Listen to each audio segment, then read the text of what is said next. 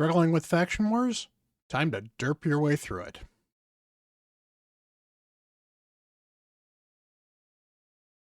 Hello, welcome to the channel. I am Bront CatHerder, and we're having fun talking Raid Shadow Legends. So we're here to derp our way through Faction Wars. You heard me right.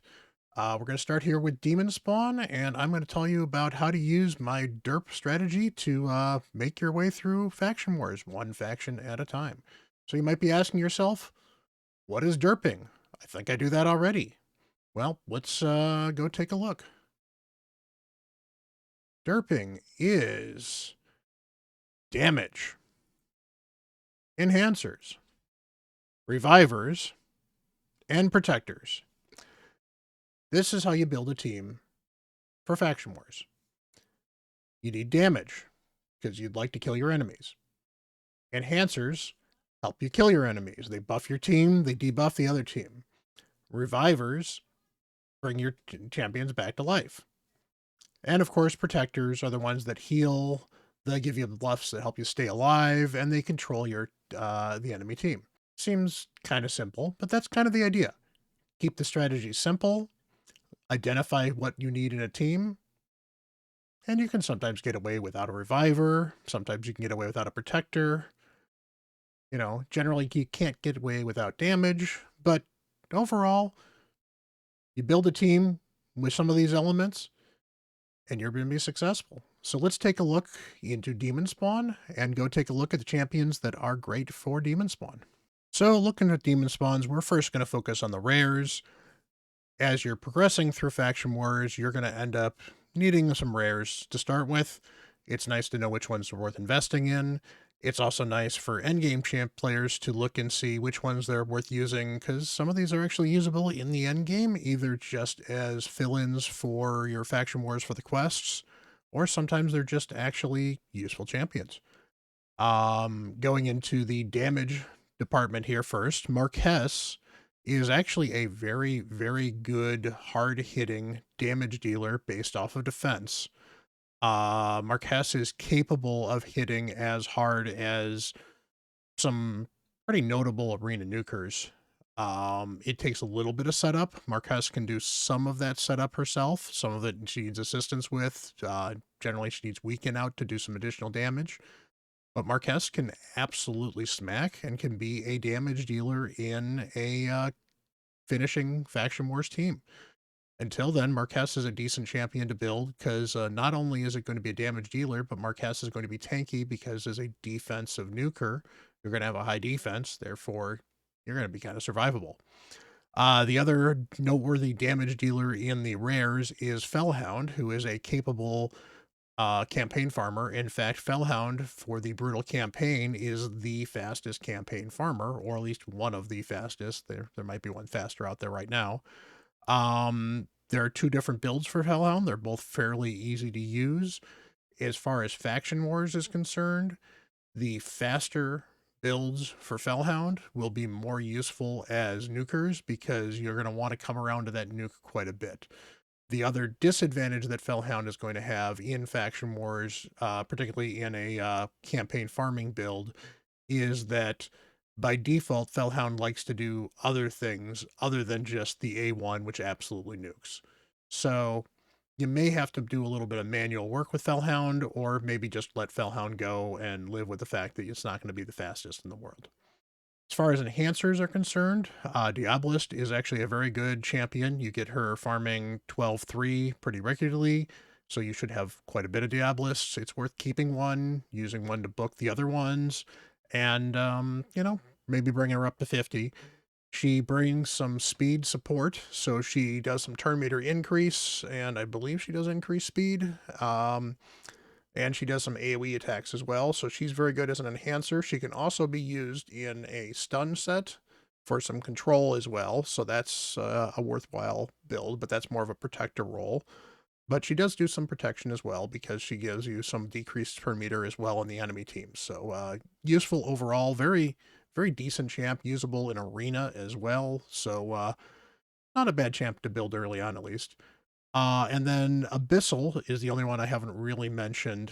Abyssal provides a little bit of healing, provides increased attack and increased defense, even if they are the low-end ones, and is another all AoE champion. So Bissell in stun set can be a great protector. Can also give you a little bit of enhancement with the increased attack. So early on, Abyssal's a pretty decent champ. Not really going to hit that hard, same with Diabolist, but usable early, replaceable later, and if you need to run with an Abyssal in your end game because you need somebody to do stuns, then go with an Abyssal. Sometimes you got to do what you got to do to get Lydia. Finally, Fellhound, because Fellhound does have the all AoE A1, is usable in a stun set as well if you don't want to use the clan boss build. I personally would recommend going for damage, maybe if you do damage and stun at the same time, but Fellhound is usable in a stun set as a protector. Epics are the lifeblood of a Faction Wars team, so we're going to cover an awful lot of epics here. I'm not going to cover every single epic because some of these epics are not extremely useful or not particularly good, but honestly, if you invest enough in any of these epics, they'll do enough damage to be useful in some way, shape, or form. Some of them are going to be better than others at Faction Wars, but these are some of the best. As far as damage is concerned, because that's the D in our DERP, Magnar is one of the best. Magnar is one of the top spirit nukers in Arena, let alone in Faction Wars. So building him for an Arena build or building him maybe a little faster, depending on how you're building your Arena team. He's an HP champion, so he's super tanky as well. The one thing to be aware of with Magnar is Magnar gets a second hit if people are not burning. And there is quite a bit of burn in the demons. While he can be a very good damage dealer and is still worth building and using even if you have a lot of burns, burns will nullify his damage to some extent. So do be aware of that. Other people that can be damage dealers, Skimfos can hit fairly hard. He's got an AoE, a couple of single target attacks. Skimfos can also do some protection because he's got some turn meter stealing and debuff management as well. Specifically, he can do I think it's a 100% turn meter steal or drain at least. And that can be very, very helpful against some of the bosses. Can also be used to shut down individual targets. So very, very useful champion. Damage isn't the best, but he can do some decent damage. Gorlos Helma is a very, very good champion. I got Gorlos right here. He can hit reasonably hard. He can do burns. He can do decreased defense. So he's a damage dealer, but he's also one of the enhancers. And in fact, he's one of the few, if not the only AoE decreased defense champion, at least among the epics. So Gorlos can be very, very valuable to build. You don't need one, depending on what champions you're using, but can be very, very helpful for getting past particularly some of the tougher waves like the Valkyrie waves in Faction Wars. And then finally, Akoth. I've got him listed as a damage dealer. He is the second Doom Tower champion you get from Doom Tower Normal, so it is very unlikely. Well, I don't want to say it's unlikely. You might need him. You might have him. You might not have him by the time you're dealing with Faction Wars. If you have him, he does a lot with burns. He does a bit of control with his burns as well. So he's a damage dealer and a bit of a protector as well. So he can pull some weight. And if you're kind of struggling and you've gotten to a point where you've got Akoth, but you're still struggling in Faction Wars, then he could be a very usable champion. He's actually worth building, decent champion. Now, there's a bunch of enhancers here in the Demonspawn. So Allure could be considered an enhancer because she has an AoE decrease at defense. It is the small variety, and it's not quite 100% even when booked, but it is there. She also does a sleep as well, so she gives you a little extra control from a protection, and her A1 is fairly legendary for being able to drain an awful lot of turn meter, so that is definitely worthwhile as a protector as well. So she's a very good champion for this, very good for controlling the bosses as well. If you can get an Allure and build one up for Faction Wars, it's well worth it. She's also useful for Fire Knight until you get to Fire Knight Hard. I mentioned Gorlos already. He's got the decreased defense. Padma provides a little bit of enhancement and disenhancement. She gives you some decreased accuracy. She gives you more of a protector, I guess, actually, than anything else. But she does decrease attack as well as decrease accuracy. She can hit fairly hard as well. She can strip buffs. So she's got a little bit of enhancement with stripping buffs, can be very helpful at times, but the really she's more of a protector given what she can do. Achak can provide a little bit of enhancement, mostly because he provides increased defense, and there's a couple of defense-based champions here in Demonspawn, so he can help increase the damage with those. He is more of a protector because he provides not only a little bit of burning, but he also provides some freezes on some of the defense-based champions and support champions. He provides some turn meter boosting, turn meter manipulation, as it were. Also provides a block debuffs, which can be very, very helpful as well as a protector. Of note, you have Dur the Hungerer. Dur the Hungerer, right over here, he is a reviver. He is the only epic reviver. So he is well worth building. A lot of these faction war teams, especially towards the end of getting 3 stars, it really is helpful to get a reviver. You generally are going to want to have a reviver booked up to at least level 50, 5-starred. If you have to 6-star him, go for it. 6-star him, it's definitely worth it. And you at least want the revive booked, if not other stuff. Dur also provides some additional healing because he's got a continuous heal he can put out on one of his abilities, as well as some reflect damage. So he can add a little bit of damage, but not really much. Reflect damage doesn't do that much. But the little bit of continuous heals is better healing than nothing. And the fact that he's a reviver with a heal can be very, very helpful. So Dur is certainly worth picking up, especially if you do not have the legendary Duchess, who we'll certainly get to. As again, we go talk with the protectors. You've got Allure we mentioned. We've got Skimfos we mentioned. Nazana brings some ally protection, so that can be very useful, and some decrease attack. Very good as a protector. Nazana is also an all AoE champion, so Nazana can be put in a stun set. Infernal Baroness is another all AoE champion. She can be put in a stun set, but that's really the only thing that she does really well. Tarshan provides some additional protection stuff. I'm not a big fan of Tarshan, but he's certainly an option. And then finally, Umbral Enchantress can control a wave and lock it down for a few turns. Unfortunately, she locks herself down as well, so that is worth noting. She also can do a AoE block debuff or block buffs, so she can be very useful against, specifically there's a wave of Valkyries that is very, very challenging. If she can put up her block debuffs before anything else happens, then the Valks become a lot easier. Overall, that is the epics. The epics are reasonably strong. But this faction's got some pretty strong legendaries, and we're going to go into those. Demonspawn legendaries are legendary. There's a lot of really good champions in here. Vassal of the Seal is a legendary you're going to get through Doom Tower, so Vassal of the Seal is not one that's probably going to be helping you with Doom Tower. However, all the rest of these are certainly options. Specifically of note, Drexthar is a great champion that you can get through 3v3 arena. You can start collecting his frags basically 1 a day as soon as you get into 3v3 arena. It is well worth doing.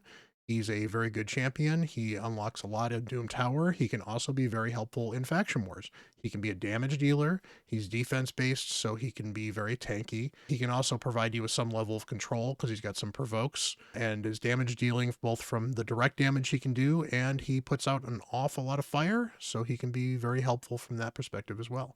But there's some big damage dealer. Hefrak is an absolute nuke of a champion, very helpful. He's got a passive to help clear and do some damage as well, so that can be very helpful. Kadrifon is, aka the Candyman. He is a classic arena nuker, one of the better nukers in the game.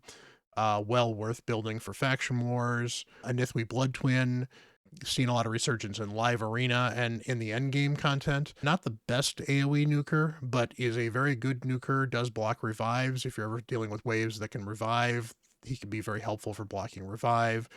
It's pretty hard, decent champion. Kertraxa is a single target damage dealer, can be very helpful in Faction Wars. We've got Helikath. Helikath can be a very good protection champion because he brings the block debuffs, but he also can hit really, really hard with his A2 and with his A1, and he'll counterattack. So he gets a lot of counterattacks with an A1 that hits really hard, so you can actually do a lot of damage with Helicath if you build him in a damage build. Cecia not only throws out a lot of burns, but she ignites the burns as well. She also does a lot of enhancement because she can put decreased defense and weaken out. By default, she just puts weaken out, and she puts decreased defense out as well if she ignites a bunch of burns out there. And again, she ignites the burns as well. So she doesn't put just the burns out there. She also ignites them, doing a lot of additional damage as well. So she can be very good. Lord Shazar, generally thought of as one of the poorer options in this faction, but he can smack pretty hard, put some bombs out. The bombs are very good as well. Decent champion for doing damage. We're talking about getting Lydia, who's one of the best champions in the game. Well worth building a Lord Shazar if you have to. And then finally, Mortu Macabre. Champion who ramps up his damage as he gets hit, but he can be built just as a pretty straight damage dealer. He's got a 1 AoE that hits fairly hard. His A1 is not the worst hit in the world, and he's an HP champion, so you build him very tanky because he'll have tons of HP. And basically, if he's getting attacked, he'll slowly speed himself up, and every once in a while he'll unlock his absolute nuke. And if you get a chance to use his nuke, it'll hurt really bad for the team. So very, very good champion to use. As far as the enhancers are concerned, I've got Tyrant listed as an enhancer, but he's also kind of a protector. Tyrant's got some burns, so he helps a little bit with damage. He's got the Ally Protect, but he's also got increased defense. So he can help Drexstar do more damage. Helicath, who's a defense champion, will do more damage. Anybody who is a defense champ will do more damage with Tyrant as well. So that's a little bit of why I put him as an enhancer as well. Very, very solid champion, can help carry you through a lot. Prince Kymar, who I actually almost forgot to mention here. Prince Kymar is a wonderful, wonderful enhancer. He'll strip buffs off your enemy team. He'll reset your skills. He gives you a turn meter boost. What's not to love about a Kymar? Kymar is awesome. He can be difficult to pre-program in Faction Wars. You kind of have to set him up a little bit, but as far as just general use, and if you're going to try to get 3 stars, it's worth manualing some of these floors. Prince Kymar is great for manual. Countess Lix can do some additional enhancement as well. She's got some, I believe she's got some increased speed stuff on her thing. She's got some lockouts as well. She's very good as a protector. She can lock out skills. She can decrease speed. She can adjust cooldowns as well.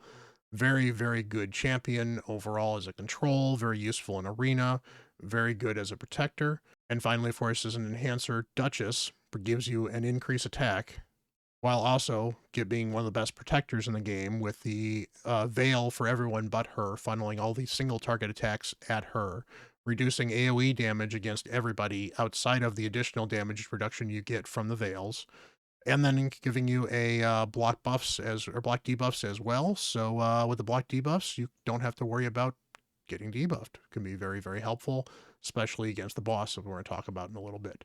Duchess is very much a hard carry. She's also got the AoE revive, making it much easier to deal with. She doesn't use a lot of books.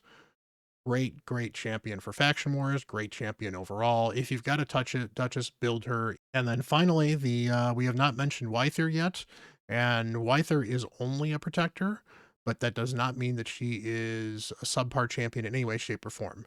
Wyther provides some of the most healing you're going to get in a healing champion in the game. She's got an AoE heal with a cleanse. She's got constantly throwing out continuous heals.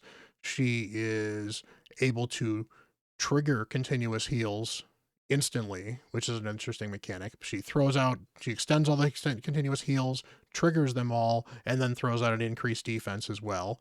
And then on top of that, her A1 is an AoE with a leech on it, which is another way to heal all of your champions. She's got a ton of healing. She is a great champion. If you don't have a Duchess and you've got a Wyther, you may not need a Reviver in your team. You can do an awful lot with a Wyther without having a Reviver.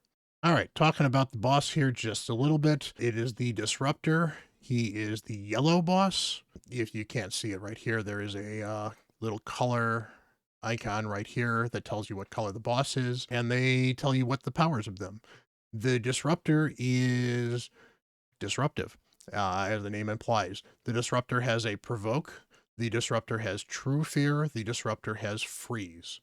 So the Disruptor will generally, it's only a boss, so there's no ads. And the disruptor basically freezes you if you attack him, and unfortunately this can't be resisted, so the only way to protect against this is to have block debuffs up. So any of those champions I mentioned, specifically Achak and Duchess, very, very good for this. The True Fear can be resisted, but generally you're not building all of your faction guardians with resistance, so having somebody that can cleanse is very helpful. So that's again where I said Wyther would be very good. Wyther can cleanse, one of the few cleanses in this group. So that's very helpful. And again with the provoke as well. So the provokes can potentially be problematic. It really depends on the champion. Generally, strategies with the boss is if you can get enough turn meter control using like Skimfoses or Allures, you can have a lot of fun keeping the boss from ever taking a turn. You can also do that with champions that help increase your speed. So even, using somebody as simple as a Diabolist, you can, increase your speed, some turn meter boosts, something like that. Use decreased speeds to keep the boss's turn meter down. If you're using a lore, the provokes are not as damaging either because you want a lore to be A1ing all the time. So the provokes can be, walked around from that. Otherwise, as normal as a boss, they're immune to stun, freeze, sleep, provoke, etc., etc. So this is honestly one of the more straightforward bosses. You're just trying to do damage and survive. Nothing spectacular. The freeze can be very problematic because it's quite possible if you get unlucky to have your entire team frozen, then he just starts picking you apart.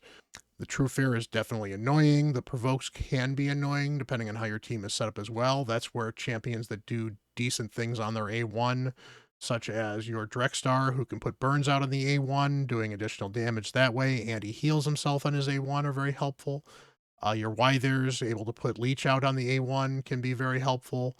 Allure's A1, which is knocking a bunch of turn meter out, can help quite a bit. And of course, the provoke also causes problems with the freeze again, so you get back to that as well. Overall, this boss is probably one of the easier ones. The biggest challenge with this particular team is there is not a lot of healing in Demonspawn, and there is not a lot of revivers. So you've got Duchess or Dur, and Dur has been a huge addition to this faction. Dur gives you a little bit of healing as well. Other than that, you've got an Abyssal. Otherwise, it's mostly champions that just kind of keep you from taking damage. So Tyrant helps keep you from taking damage or reduces some of the damage you're taking. Fellhound can block some of the damage. Helicath gives them some big shields and some block damage as well, so he can be helpful with that as well. So again, go back over the DERP and look at some of the champions that are in here. You've got your legendaries that are damage dealers. There are an awful lot of damage dealers in the legendary category in this faction, as you might notice. Nowhere near as many in the epic and the rares, but you find your damage where you can. Marquess and Fellhound do a decent amount of damage. They can be usable as your main damage dealers if you have to. Enhancements.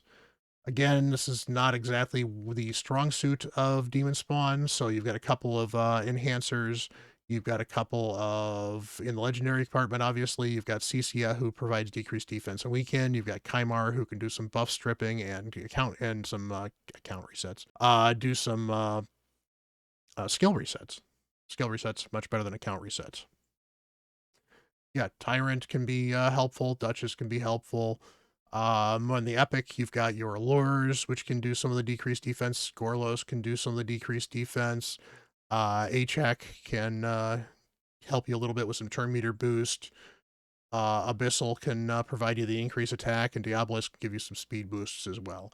Revivers, your options are Duchess and Dur. Not much you can do about that. And then Protection is really where this faction shines. You get all your turn meter boosts, you get sleeps, you get stuns, you get freezes, you get block active skills, you get block damage, you get veils, you get turn meter control. This faction is strong in the protection, and this faction is reasonably strong in damage if you've got legendaries.